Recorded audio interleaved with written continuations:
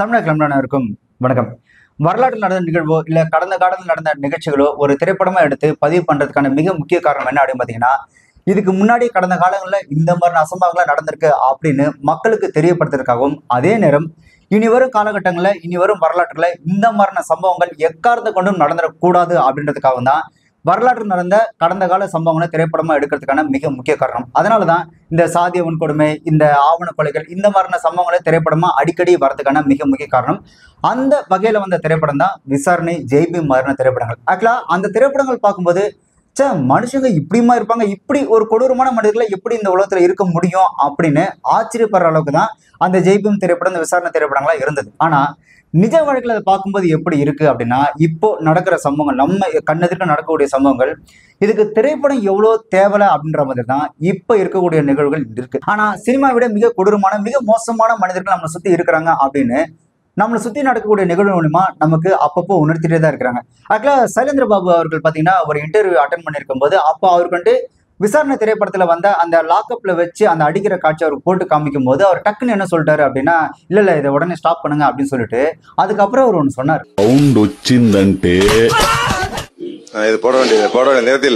போலீஸை பத்தி ரொம்ப மோசமா வயலன்ஸான சீன்ஸை சினிமாவில் சேர்த்து டிபார்ட்மெண்ட்டுக்கே சில இயக்குநர்கள் வந்து அவ பேரை உருவாக்குறாங்க அப்படின்னு சொன்னது மட்டும் இல்லாம, இந்த மாதிரியான காட்சிகளால சமுதாயத்துக்கு பெரிய கேடுதான் வரும் அப்படின்னு சொல்லிட்டு அல்டிமேட்டா அவர் சொல்லியிருந்தாரு. இந்த மாதிரி எங்கேயுமே நடக்கிறதே இல்லை அப்படின்னு சொல்லியிருந்தார். அதாவது போலீஸ்காரங்க இந்த மாதிரி நடந்துக்கிறதே கிடையாது அப்படின்ற மாதிரி அவர் அந்த இன்டர்வியூ கொடுக்கும்போது சொல்லியிருந்தார். இது வந்து போலீஸ் பத்தி ரொம்ப மோசமான வயலண்ட் சீன்ஸ் வந்து இந்த மாதிரி சினிமால சேர்த்து விட்டு டிபார்ட்மெண்ட்டுக்கே பெரிய ஒரு பேரை சில சினிமா டைரக்டர்ஸ் எடுக்கிறாங்க. அது வந்து இந்த சமுதாயத்துக்கு பெரிய கேடு தான் வரும்.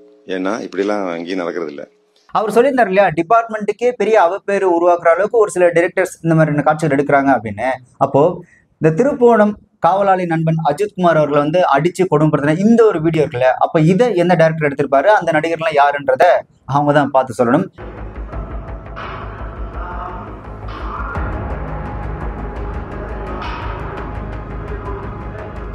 ஆக்சுவலா அவர் சொன்னார்ல, இப்படிலாம் எங்கேயுமே நடக்கிறதே இல்லைன்னா, எஸ், அந்த படத்துல காமிச்ச மாதிரி எங்கேயும் நடக்கிறதுல, அதை விட மோசமா தான் இந்த திருப்புவனம் அஜித்குமார் அவரோட கொலையில நடந்திருக்கு. ஒரு குற்றவாளி ஒருத்தரை செய்யற நேரத்துல கூட இது போன்ற காயங்கள் அவங்களோட போஸ்ட்மார்ட்டம் ரிப்போர்ட்ல இருக்காது அப்படிங்கறத பதிவு பண்ணிருக்காங்க. 44 இடங்கள்ல காயங்கள் இருந்திருக்கு. அது மட்டும் இல்ல, மிளகா பொடிய அவரோட பிரைவேட் பார்ட்ஸ், மூஞ்சி, வாய் போன்ற பகுதிகளை தடையிருக்காங்க. இது எல்லாமே வந்து ரிப்போர்ட்ல வந்து ரெக்கார்ட் ஆயிருக்கு. அதை ரெக்கார்ட் பண்ணிருக்காங்க. எஃப்ஐஆர் பதிவு செய்வதற்கு முன்பே மானாமதுரை டிஎஸ்பி அவர்கள் தலைமையில் செயல்படுகின்ற ஒரு ஹெட் கான்ஸ்டபிள் மட்டும் அதை லீட் செய்கின்ற ஒரு ஸ்பெஷல் டீமிடம் எஃப்ஐஆர் இல்லாத நேரத்தில் வழக்கு விசாரணை ஒப்படைக்கப்பட்டது. அந்த ஸ்பெஷல் டீம் அஜித்தையும் பின்னர் இரவில் அருணையும் மற்றவர்களையும் அவருடைய தம்பி நவீனையும் காவலில் இரவு முழுவதும் 27ஆம் தேதி இரவும் 28ஆம் தேதி காலை விடியங்காலை நாள் முழுவதும் திருப்பவனத்தை சுற்றி இருக்கக்கூடிய ஒரு 4 பகுதிகளில் கூட்டி சென்று மிக கொடூரமான சித்திரவதை நடத்தினார்கள் என்பதை நீதிபதி கேட்டு ஆவேசப்பட்டு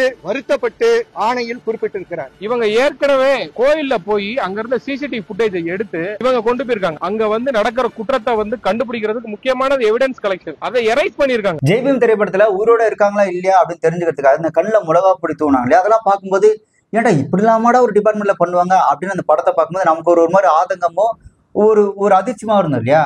அதை விட மோசமா தான் இந்த அஜித்குமார் அப்படின்ற அந்த காவலாளி நண்பனுக்கு இவங்க எல்லாம் சேர்ந்து பண்ணிருக்காங்க. 44 இடங்கள்ல காயங்கள் இருந்திருக்கு. அது மட்டும் இல்ல, மிளகா பொடிய அவரோட பிரைவேட் பார்ட்ஸ், மூஞ்சி, வாய் போன்ற பகுதிகளை தடையிருக்காங்க. இது எல்லாமே வந்து ரிப்போர்ட்ல வந்து ரெக்கார்ட் ஆயிருக்கு. அதை ரெக்கார்ட் பண்ணி ஒரு நபரோட பணமோ நகை ஏதோ ஒன்று திருடு போயிடுச்சு அப்படின்னா அதுக்காக அவங்க ஒரு லோக்கல் ஸ்டேஷன்ல போய் கம்ப்ளைண்ட் கொடுக்குறாங்க அப்படின்னா, கம்ப்ளைண்ட் பதிவு பண்ணிட்டு அந்த லோக்கல் ஸ்டேஷன்ல இருக்கிறவங்க யார் மேல கம்ப்ளைண்ட் கொடுத்துருக்காங்களோ அவங்கள போய் கூட்டிட்டு வந்து அதுக்கப்புறம் அந்த லோக்கல் ஸ்டேஷன்ல இருக்கக்கூடிய அந்த போலீஸ்காரங்க, அந்த அதிகாரிங்க அந்த ஆளை கூட்டு வந்து அடிச்சு ஏதோ ஆகி அதுக்கப்புறம் அவங்க இறந்துட்டாங்க அப்படின்னா அது வந்து அந்த லோக்கல் ஸ்டேஷனோட மிஸ்டேக்னு கூட சொல்ல முடியாது.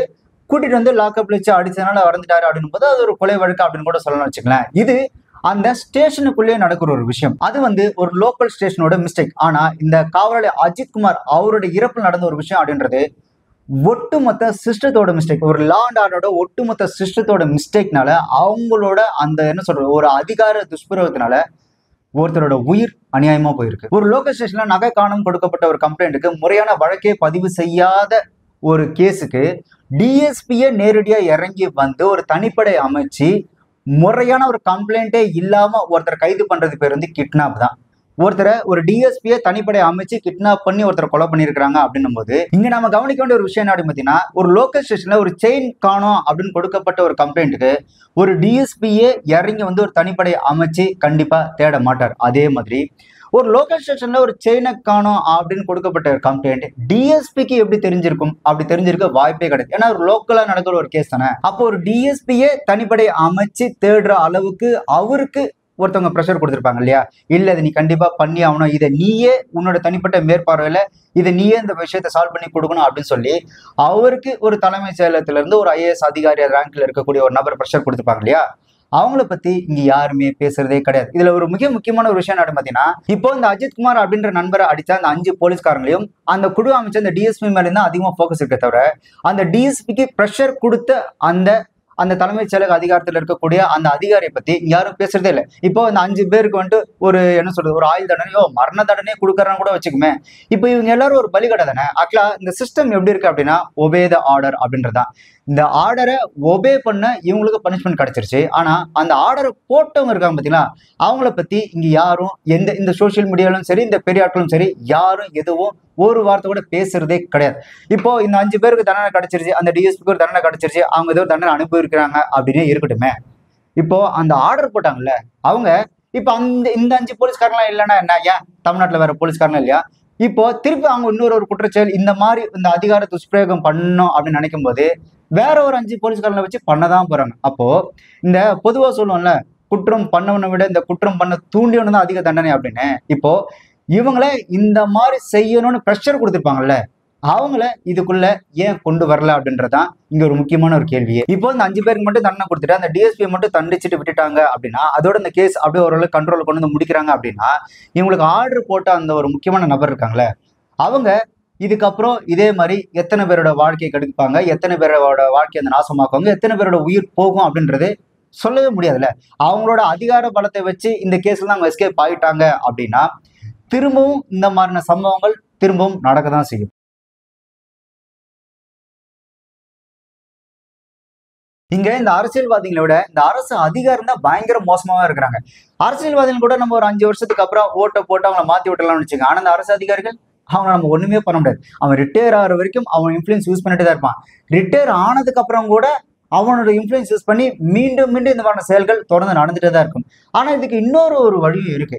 நாம ஒரு சரியான ஒரு அரசாங்கத்தை தேர்ந்தெடுக்கல அப்படின்னா, ஒரு சரியான அரசாங்கத்தை தேர்ந்தெடுத்து ஒரு சரியான அரசியல்வாதி அந்த இடத்துல கொண்டு வந்து வைக்கல அப்படின்னா, அந்த சரியான கையாளாகாத அரசியல்வாதிகளால இந்த அரசு அதிகாரிகளை கண்ட்ரோல் கொண்டு வரவே முடியாது. அப்படி இந்த அரசு அதிகாரிகளை கண்ட்ரோலுக்கு அந்த அரசியல்வாதிகள் சரியா கொண்டு வரல அப்படின்னா, இந்த மாதிரியான நிகழ்வுகள் சம்பவங்கள் இந்த மாதிரியான இந்த என்ன சொல்றது, இந்த ஏழைகள் கொல்லப்படுற இந்த மாதிரியான நிகழ்வுகள் நடக்கதான் செய்யும். முக்கியமா நியாயம் அப்படின்றது இல்லாமலே போயிடும். இன்னொன்னு, இது தெரியாம நடந்த ஒரு மிஸ்டேக் கிடையாது.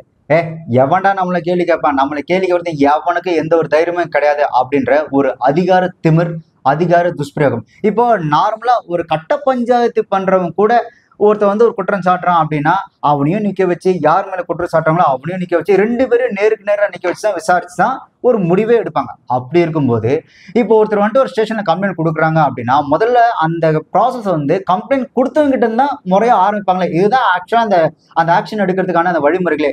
யாரு கம்ப்ளைண்ட் கொடுக்குறாங்களோ அவங்க கிட்ட ஏன், எதுக்கு, எப்படி, எதனால, அந்த நேரத்தில் நீ என்ன பண்ண, இதெல்லாம் ஏன் நடந்தது அப்படின்னு அந்த திரு கேள்வி கேட்டாலே அவங்க கம்ப்ளைண்ட் உண்மையா பொய்யா அப்படின்றது அந்த இடத்துல தெரிஞ்சு போயிடும்.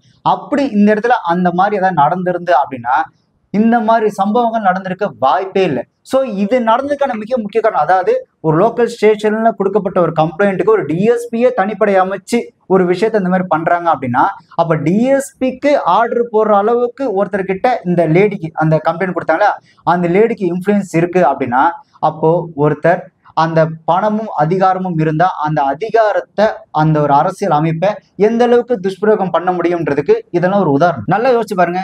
முறையான வழக்கு பதிவு பண்ணல, அந்த அஜித்குமார் அப்படின்ற நண்பரை கூட்டி போகும்போது அந்த போலீஸ்காரங்க சீரோடலே இல்லை. இது எதுவுமே ஸ்டேஷன்ல வச்சு நடக்கல. எல்லாம் அவங்க இஷ்டத்துக்கு அவங்க எங்கெல்லாம் தோணுதோ அங்கெல்லாம் வச்சு 2 நாளா அவர் கொடுமைப்படுத்திருக்காங்க. அதை விட முக்கியமா இது அதிகாரப்பூர்வ ஒரு தனிப்படையே கிடையாது. எதுவுமே சட்டப்படி நடக்கல அப்படின்னும் போது இது கிட்னாப் அண்ட் மர்டர், எதுன்னு சொல்றது, திட்டமிட்டப்பட்ட ஒரு கொலை, ஒரு கடத்தி கொலை செய்யப்பட்டதுக்கு சமம் தான் இவங்க செஞ்சது.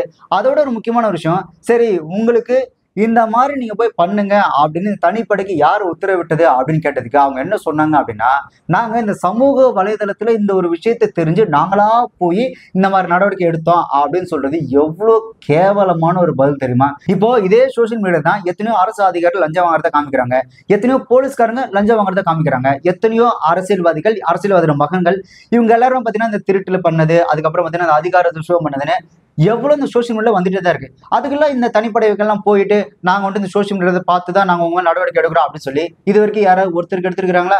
இந்த பாத்ரூம் வடிக்க விடல இருந்து இந்த கொலைகள் வரைக்கும் ஏழைகளுக்கு மட்டும் எப்படி இவ்வளவு சர்வ சாதாரணம் நடக்குன்னு தெரியவில்லை. அதுல இவங்க சொல்ற அந்த காரணம், நாங்க சோசியல் மீடியால பார்த்து தான் நாங்க இந்த நடவடிக்கையை எடுத்துன்றது இல்ல. உலகத்துல ஒரு மனுஷன் பொய் சொல்லலாம், ஆனா இப்படி ஏக்கர் கணக்குல சொல்லப்படுது. பணமும் அதிகாரமும் இருக்கின்றதுனாலயே இந்த அரசும் இந்த அரசு இயந்திரமும் ஒருத்தருக்கு சாதகமாகவும், இவங்க எல்லாம் ஏழை, இவங்களை அடிச்சாலும் யாரும் வந்து கேட்க போறதில்ல அப்படின்றதுனாலயே அவங்களுக்கு மறுக்கப்படுற நீதி அப்படின்றது இந்த சமூகத்தின் ஒரு மிகப்பெரிய ஒரு சாபக்கேடு. இந்த ஏழைகளுக்கு எதிராக ஒரு அநீதி நடக்கும்போது அவங்களுக்கு கடைசி புகலிடமா இருக்கக்கூடியது போலீஸ் ஸ்டேஷன், அதுக்கப்புறம் நீதிமன்றங்கள் தான். ஆக்சுவலா இதுதான் அவங்களுக்கான அந்த ஒரு கடைசி புகலிடமா இருக்கிறதே. ஆனா இப்போ இருக்கக்கூடிய இந்த சொசைட்டில அவங்களுக்கு கடைசி புகலிடமா இந்த நீதி வாங்கி தரக்கூடிய இடத்துல மிக முக்கியமான பங்கு யார் வகிக்கிறா அப்படின்னு பாத்தீங்கன்னா இந்த சோசியல் மீடியா தான். ஆக்சுவலா சோசியல் மீடியா இந்த ஒரு விஷயத்தை கையில் எடுத்ததுக்கு அப்புறம் தான் நிறைய பேருக்கு இந்த விஷயம் தெரிய ஆரம்பிச்சது. அதே மாதிரி அவங்களுக்கு நியாயம் கிடைக்கிறதுக்கான விஷயத்துக்கு ஏற்ற மாதிரி இந்த சோசியல் மீடியால இருக்கிறவங்க அவ்வளோ போஸ்ட் போட்டு ஜஸ்டிஸ் ஃபார் அஜித்குமார் அப்படின்னு இந்த சோசியல் மீடியால எல்லாரும் இறங்கினதுக்கு அப்புறம் தான் இந்த ஒரு விஷயம் மிகப்பெரிய ஒரு பிரச்சனையா கிளம்பி இன்னைக்கு அவங்களுக்கு நிறைய நியாயம் கிடைக்கிற அளவுக்கு இந்த சோசியல் மீடியா அவங்களுக்கு உருவாக்கி கொடுத்துருக்கு. இந்த சோசியல் மீடியா இந்த மக்களுக்கு ஒரு பக்கபலமா இருக்கிறது அப்படின்றது. ஸோ எனக்கு பர்சனலி இந்த சோசியல் மீடியா நண்பர்களுக்கு இந்த ஒரு விஷயத்துல கண்டிப்பா தேங்க்ஸ் சொல்லணும் அப்படின்னு தோணுச்சு. ஏன்னா அவங்க இந்த ஒரு விஷயத்த கையில் எடுத்து ஒரு மிகப்பெரிய ஒரு பிரச்சனையை கிளப்பினால்தான் இன்னைக்கு அவங்களுக்கு ஒரு சரியான ஒரு நியாயமான ஒரு தீர்ப்பு கிடைக்கும் அப்படின்னும், அதை விட முக்கியமா இனி வரும் காலங்களில் இந்த மாதிரியான தவறுகள் நடக்காம இருக்கிறதுக்கு இந்த சோசியல் மீடியா இந்த ஏழைகளுக்கும் இந்த பாதிக்கப்பட்ட அந்த அநீதி இழைக்கப்படுற மக்களுக்கு பக்கபலமா இருக்கும் அப்படின்னு ஒரு நம்பிக்கை. ஆனா முக்கியமான ஒரு விஷயம், அந்த டிஎஸ்பிக்கு அழுத்தம் கொடுத்த அந்த ப்ரெஷர் கொடுத்த அந்த தலைமைச் செயலக அதிகாரி யாருன்னு கண்டுபிடிச்சு அவருக்கு சரியான தண்டனை கொடுக்கல அப்படின்னா, இப்போ இந்த காவலாளி நண்பர் அஜித்குமார் இருக்கார் இல்லையா, அவரை பத்தி ஒரு திரைப்படம் எதிர்காலத்துல வரும். அப்படி எதிர்காலத்துல அவரை பத்தி இந்த மாதிரியான ஒரு திரைப்படம் வரும்போதே அந்த தண்டிக்கப்படாத அதிகாரி இருக்கார்ல, அவர் இந்த அஜித்குமாருக்கு நடத்தின மாதிரி இன்னும் யாரோ ஒருத்தருக்கு மீண்டும் இந்த மாதிரியான ஒரு அநீதியை வேற ஒருத்தருக்கு அவர் செஞ்சுட்டே தான் இருப்பாரு, அவருக்கு சரியான தண்டனை கிடைக்கிற வரைக்கும். அண்ட் அந்த ஏற்கனவே இந்த மாதிரி லாக்அப் டெத் எல்லாம் நடக்கும்போது பாத்தீங்கன்னா இந்த சூர்யா அவர்கள், ஜிவி பிரகாஷ், சத்யராஜ், அந்த முக்கியமா திருமாவளவன், இந்த மாதிரி நாட்கள்லாம் பாத்தீங்கன்னா பயங்கரமா பொங்கி எழுந்தாங்க. பட் இது வந்து ஒரு லாக்அப் டெத் கூட கிடையாது. இது வந்து ஒரு சிஸ்டமே கரப்ட் ஆகி நடந்த ஒரு கிட்னாப் அண்ட் மர்டருக்கு அப்போ பொங்குன கொந்தளிச்ச நடிகர்கள், அரசியல்வாதிகள், முக்கியமான நபர்கள் யாருமே இந்த விஷயத்தை பத்தி ஒருத்தர் கூட வாயோ திறக்கல. வாழ்க ஜனநாயகம். தந்தை மகன் மர்மமான முறையில் உயிரிழந்த விவகாரத்தில் போலீசாரின் அத்துமீறலை கண்டித்து நடிகர் சூர்யா உள்ளிட்ட திரையுலக பிரபலங்கள் கண்டனம் தெரிவித்துள்ளனர். அதிகார அமைப்புகள் காட்டும் அலட்சியம் வெளிச்சம் போட்டு காட்டப்படுகிறது என்றும் அதிகார அத்துமீறல் முடிவுக்கு கொண்டு வர வேண்டும் என்றும் குறிப்பிட்டுள்ளார். அதிகார அத்துமீறல் வன்முறையால் ஒருபோதும் மக்களின் மனதை வெல்ல முடியாது. அன்பும் அக்கறையும் கொண்டு கடமையை செய்கிற காவல்துறையினரே மக்களின் மனதில் நிலைத்து நிற்கிறார்கள் என நடிகர் சூர்யா குறிப்பிட்டுள்ளார்.